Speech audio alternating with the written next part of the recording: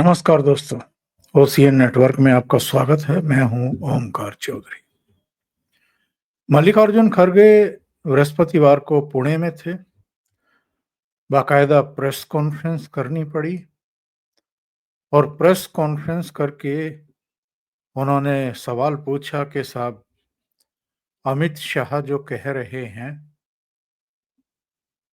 कि कांग्रेस 370 वापस लाना चाहती है, तो साहब हमने कब कहा है, कहाँ कहा है, और तमाम तरह के प्रश्न उन्होंने खड़े किए। लेकिन ये 370 वाला मामला जम्मू कश्मीर विधानसभा में जब उमर अब्दुल्ला सरकार बनने के बाद पहला सत्र आहूत किया गया, उसके बाद सदन के हर दिन, सत्र के हर दिन 370 पर जमकर के हंगामा हुआ। और पीडीपी हो, राशिद इंजीनियर की पार्टी हो, खुद नेशनल कॉन्फ्रेंस क्यों ना हो, और कांग्रेस पार्टी इस पूरे मामले में या तो मूक दर्शक बनी हुई थी या फिर उनको मूक दर्शक बनकर के सपोर्ट कर रही थी। सदन के भीतर जिस तरीके से भारतीय जनता पार्टी 370 वापस लाने के प्रस्ताव का जमकर के विरोध कर रही थी, कांग्रेस पार्टी क्यों नहीं कर रही थी? क्या इस बात का कोई जवाब है मल्लिकार्जुन खड़गे के पास या राहुल गांधी के पास या कांग्रेस नेतृत्व के पास? दूसरी बात यह है कि जब ये सारा कुछ चल रहा था, तब कांग्रेस ने अपना स्टैंड क्लियर क्यों नहीं किया? तब उसके नेताओं ने ये क्यों नहीं कहा कि हम 370 वापस लाने के विरोधी हैं? दिल्ली में भी, श्रीनगर में भी भारतीय जनता पार्टी के जो प्रवक्ता थे और नेता थे, वो लगातार हमले कर रहे थे इस बात को लेकर के, और कांग्रेस ने पूरी तरीके से चुप्पी साधी हुई थी। बल्कि कांग्रेस दूसरे तरीके से और बहुत शाणेपन से इस पूरे प्रकरण में एक और मांग कर रही थी। और चुनाव प्रचार के दौरान भी आपने देखा होगा, चुनाव प्रचार के दौरान भी कांग्रेस ने कहा कि जम्मू कश्मीर को पूर्ण राज्य का दर्जा दिया जाना चाहिए। पूर्ण राज्य का दर्जा, ये तो भारतीय जनता पार्टी का नेतृत्व भी कह रहा है। अमित शाह ने भी 5 अगस्त 2019 को जब स्पेशल स्टेटस खत्म किया था, तो उस समय ही कह दिया था कि जब शांति बहाल होगी, जब सारी चीजें नॉर्मल सी में आ जाएंगी, जब लगेगा कि किसी तरह की साजिशें नहीं रची जा रही हैं और नागरिकों के अधिकार अब सुरक्षित हैं और जम्मू कश्मीर जो विदेशी ताकतों का शिकार रहा है, बदनीयती का शिकार रहा है, अब पूरी तरीके से सुरक्षित है, उस समय उसको फिर से पूर्ण राज्य का दर्जा दे दिया जाएगा। सुप्रीम कोर्ट में भी यही बात कही थी भारत सरकार ने, तो इसमें कांग्रेस ने नई बात क्या कही है? लेकिन इस चुनाव में चाहे प्रधानमंत्री नरेंद्र मोदी हो या फिर अमित शाह हो या योगी आदित्यनाथ हो, झारखंड में भी और महाराष्ट्र में भी उन्होंने साफ साफ ये चुनौती दी कांग्रेस पार्टी को और विरोधी दलों को, जिन्होंने श्रीनगर विधानसभा में, जम्मू कश्मीर विधानसभा में हंगामे किए 370 की वापसी के लिए, कि अब इसे कोई वापस नहीं ला पाएगा। बल्कि प्रधानमंत्री ने तो बहुत सख्त लहजे में ये बातें कही थी। आज हमारी आंखों के सामने आर्टिकल 370 की जो दीवार थी ना, उस दीवार को मैंने कब्रिस्तान में गाड़ दिया है।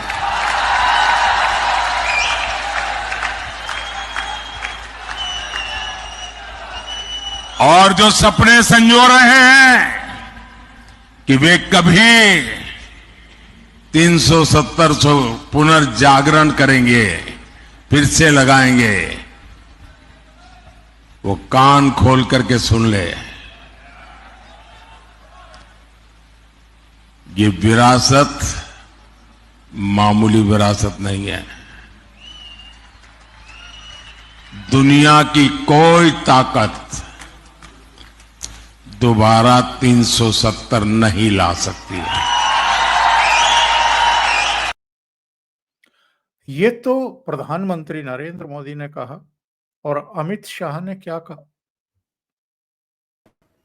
कश्मीर की असेंबली में मीटिंग हुई, नेशनल कॉन्फ्रेंस के साथ कांग्रेस पार्टी ने भी एक रेजोल्यूशन किया कि धारा 370 वापिस लाइए। ये कश्मीर जो है भारत का अभिन्न अंग नहीं है। मैं आज संभाजी महाराज की भूमि पर कहकर जाता हूं, मेरी बात मानिएगा शरद पवार साहब, आपकी 4 पुश्तें भी आएगी, धारा 370 हम वापिस नहीं आने। अमित शाह औरंगाबाद यानी संभाजीनगर। और कांग्रेस पार्टी ने लोकसभा चुनाव के दौरान जो किया, क्या मल्लिकार्जुन खड़गे को याद नहीं है या भूल गए हैं? भारतीय जनता पार्टी के शीर्ष नेतृत्व में से किसने कहा था कि हम संविधान को खत्म कर देंगे? किसने कहा था कि हम ओबीसी का, दलितों का, जनजाति का, आदिवासी का आरक्षण छीन लेंगे? और किसने वो तमाम बातें कही थी जो झूठ राहुल गांधी भी परोस रहे थे और कांग्रेस के दूसरे नेता भी परोस रहे थे? तो मल्लिकार्जुन खड़गे को इसका भी जवाब देना चाहिए कि क्या नरेंद्र मोदी ने, क्या अमित शाह ने, क्या जेपी नड्डा ने या योगी आदित्यनाथ ने लोकसभा चुनाव के दौरान या लोकसभा चुनाव से पहले कभी ये कहा कि हम आरक्षण खत्म कर देंगे इनका?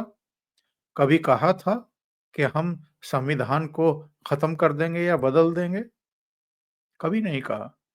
तो फिर कांग्रेस अगर झूठ बोल सकती है, तो आप तो जम्मू कश्मीर में नेशनल कॉन्फ्रेंस के साथ मिलकर के चुनाव लड़े हैं ना, और अभी भी इंडी अलायंस में दोनों हैं, नेशनल कॉन्फ्रेंस भी है और कांग्रेस पार्टी भी है। तो जब नेशनल कॉन्फ्रेंस अपने घोषणा पत्र में 370 वापस लाने और 35 ए को वापस लाने का प्रावधान कर रही थी, घोषणाएं कर रही थी, तो आपने उस पर ऐतराज क्यों नहीं किया? यानी मूक रह करके आप उस प्रस्ताव का समर्थन ही कर रहे हैं, और यहां आप पूछ रहे हैं कि साहब हमने कब कहा?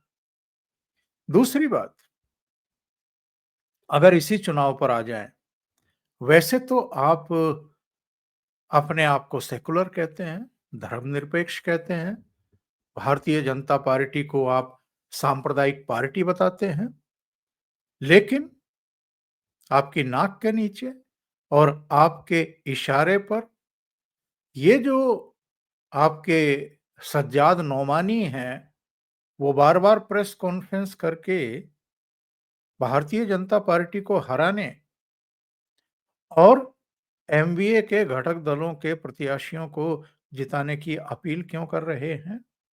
यानी सांप्रदायिक आधार पर मुसलमानों से कह रहे हैं कि आपको बंटना नहीं है। यानी वो बैठ कर के टारगेट दे रहे हैं कि आप भारतीय जनता पार्टी को हराइए, रोकिए, नरेंद्र मोदी को रोकिए, महाराष्ट्र में उनकी सरकार बनने से रोकिए, और सीधे-सीधे आप कह रहे हैं कि साहब एमवीए के जो घटक दल हैं, एनसीपी को वोट दीजिए, कांग्रेस को वोट दीजिए, उद्धव ठाकरे को भी वोट दीजिए। तो ये सब क्या है? कांग्रेस क्यों नहीं विरोध करती है कि सांप्रदायिक आधार पर कोई इस तरह की खुली अपील ना करे? ये तो एक तरीके का फतवा जारी किया जा रहा है मुसलमानों के लिए कि भारतीय जनता पार्टी को हराइए। और इसी को वोट जिहाद का नाम देवेंद्र फडणवीस ने दिया है कि ये सीधे-सीधे वोट जिहाद का खेल कांग्रेस पार्टी, एनसीपी और उद्धव सेना महाराष्ट्र में खेल रही है। वैसे मल्लिकार्जुन खड़गे साहब, जब आप भाषण देते-देते कुछ जगहों पर ये बता गए कि जब आप छोटे थे, आपका बचपना था, तब आपके गाँव में आग लगा दी गई थी। आपकी माँ को, आपकी बहन को, आपकी चाची को, आपके परिवार के लोगों को जिंदा जला दिया गया था। तो आप ये कहते-कहते वहाँ जाकर के क्यों रुक गए कि साहब मैं इससे ज़्यादा कोई खुलासा नहीं करूँगा? यानी आप ये तो बताना चाहते हैं कि आपकी माँ को जला दिया गया, जिंदा जला दिया गया, आपकी बहन को जला दिया गया, आपकी चाची को, आपके रिश्तेदारों को जला दिया गया, आपका घर फूँक दिया गया, नष्ट कर दिया गया, ध्वस्त कर दिया गया। लेकिन वोट परस्ती के चक्कर में और कहीं नुकसान ना हो जाए, इसलिए आप ये नहीं बताएँगे कि ऐसा किया किसने था? और उसका खुलासा अगर योगी आदित्यनाथ ने कर दिया, तो फिर योगी आदित्यनाथ पर आप तरह-तरह के व्यंग कसेंगे, उनके भगवा वस्त्रों पर भी टिप्पणी करेंगे, उनके सिर पर बाल नहीं है, इसका भी आप खिल्ली उड़ाने की कोशिश करेंगे। आप उनको ये सलाह भी देंगे कि साहब अगर गेरुआ वस्त्र आपने पहन रखे हैं, तो आपको राजनीति नहीं करनी चाहिए। वो तो बहुत सारे संतों ने इनसे पूछ लिया कि भगवा जो है ये तो भगवान का वस्त्र है और भगवान का ही एक तरीके से आशीर्वाद है, उन्हीं का रूप स्वरूप है। तो उनको तो राजनीति नहीं करनी चाहिए, तो राजनीति क्या लुच्चे लफंगे और गुंडे और बदमाशों को, माफियाओं को, ऐसे लोगों को करनी चाहिए। योगी आदित्यनाथ ने मल्लिकार्जुन खड़गे की उन टिप्पणियों पर फिर से हमला बोला है और हमला इतना तीखा है और इतना विस्तृत है कि लोगों के सामने उन्होंने सारे खुलासे करके रख दिए। और किन शब्दों में उन्होंने वो सारा खुलासा किया है, सुन लीजिए। निर्ममता के साथ हिंदुओं को काट रहा था। कांग्रेस का नेतृत्व केवल सत्ता लोलुप बन करके मौन बना हुआ था और देश के देशी रियासतों को भी ब्रिटिशर ने स्वतंत्रता दी कि वे चाहे तो भारत का हिस्सा बने, वे चाहे तो पाकिस्तान का हिस्सा बने, या वे चाहे तो अपने को स्वतंत्र अस्तित्व भी रख सकती है। और भारत के अंदर दो ऐसी रियासत थी जिन्होंने अपने को स्वतंत्र रियासत के रूप में स्थापित करने की कुछ ही चेष्टा की थी। एक था जूनागढ़ का नवाब और दूसरा था हैदराबाद का निजाम। बहनों और भाइयों, जब निजाम को लगा, हैदराबाद के निजाम को लगा कि अब मैं बहुत दिनों तक अलग अस्तित्व नहीं बना पाऊंगा, क्योंकि लोक पुरुष सरदार वल्लभ भाई पटेल भारत माता का एक महान सपूत, उस समय भारत का गृह मंत्री था, तो उसने निर्ममता के साथ हिंदुओं का कत्लेआम शुरू करवाया था। बाबा साहब भीमराव अम्बेडकर ने हैदराबाद रियासत के सभी अनुसूचित जाति जनजाति के लोगों का आह्वान किया, हिंदुओं का भी आह्वान किया कि वे लोग वहां पे सुरक्षित नहीं, वे सब महाराष्ट्र की ओर आ जाएं। लेकिन उसी में हैदराबाद रियासत के दीन बारावती गांव भी जलाया गया था, जो श्री मल्लिकार्जुन खड़गे जी का गांव था, जिसमें इनकी माता जी, इनकी चाची और इनकी बहन भी उस निजाम के रजाकारों के द्वारा निजाम के रजाकारों के द्वारा उन्हें जलाया गया। खड़गे जी सच्चाई को नहीं बोलना चाहते, क्योंकि उन्हें लगता है कि निजाम पे आरोप लगाऊंगा तो मुस्लिम वोट खिसक जाएगा। अब आप सोचो, इतिहास को भी अब कांग्रेस झुठलाने का काम कर रही है। कांग्रेस की हालत ऐसी हो गई है, एक कहावत है ना पुरानी, आसमान से टपकी खजूर के पेड़ में अटकी। देखिए, हरियाणा हारी है, लोकसभा चुनाव बहुत बुरी तरह से हारी है, तीसरी बार हारी है। 2014 में केवल 44 सीटें आई थी। 2019 में कुल 52 सीटों पर सिमट गई थी पूरे देश में, और इस बार भी 3 अंकों तक नहीं पहुंच पाई। 10 साल अपोज करने के बावजूद अगर कोई पार्टी और उसका नेतृत्व 3 अंकों तक अपनी पार्टी को ना ले जा पाए, तो इससे ज्यादा नकारा कोई नेतृत्व हो नहीं सकता है। भारत की जनता बार बार कांग्रेस को रिजेक्ट कर रही है, लोकसभा चुनाव ही नहीं, राज्यों में भी। और हरियाणा के बाद अब झारखंड से बाहर जाना लगभग सुनिश्चित है। लगभग इसलिए कि मैं पूरी तरीके से वो बात नहीं कहना चाहता हूं कि जो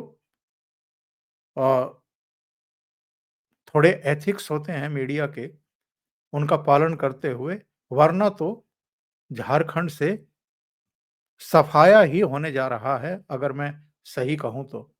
और महाराष्ट्र में भी जिस तरीके से चुनाव का रंग बदला है, जिस तरीके से हिंदुओं को एकजुट किया है, प्रधानमंत्री नरेंद्र मोदी भी खुलकर के सामने आ गए।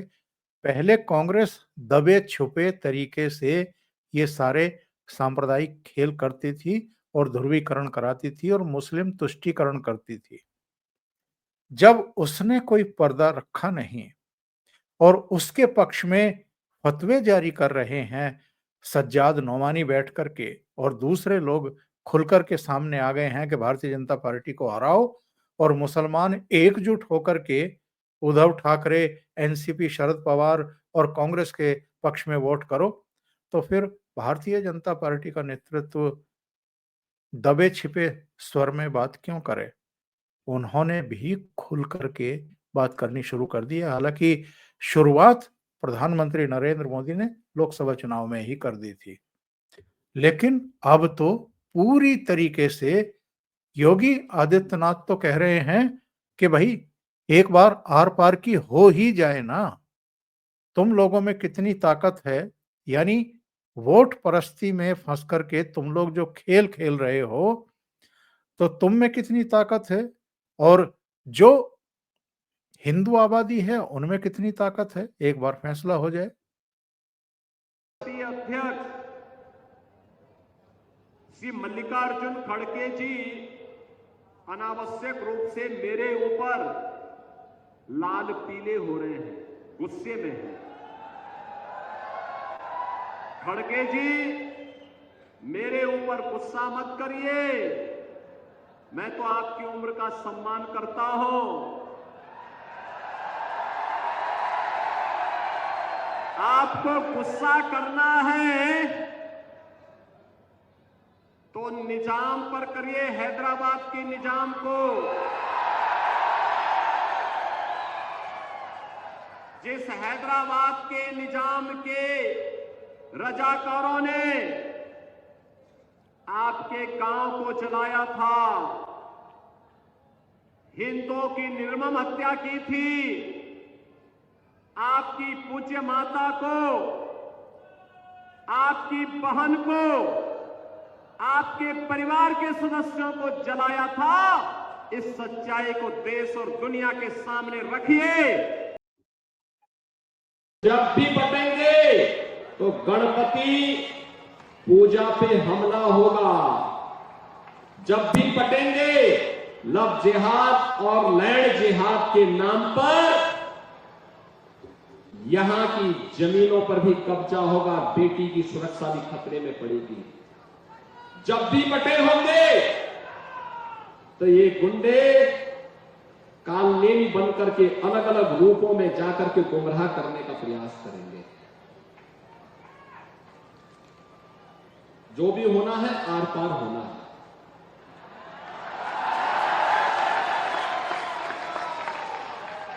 हां भी और ना भी नहीं, या तो हां होगा या ना होगा। योगी आदित्यनाथ ने बहुत ही तीखे शब्दों में अपने चुनाव प्रचार को इस बार संचालित किया है और आगे बढ़ाया है, और उसका नतीजा है, महाराष्ट्र के किसी भी कोने में जाइए, लोगों से जरा बात करके देखिए, लोग कह रहे हैं कि हमें तो ऐसा ही चीफ मिनिस्टर चाहिए, ऐसा ही योगी जैसा ही चीफ मिनिस्टर चाहिए, इतना ही सख्त बात करने वाला और सीधे बुलडोजर से बात करने वाला व्यक्ति चाहिए। मैं अंत में एक बात कहकर के अपनी बात खत्म करूंगा। हरियाणा हार गई है कांग्रेस, लोकसभा चुनाव हार गई है।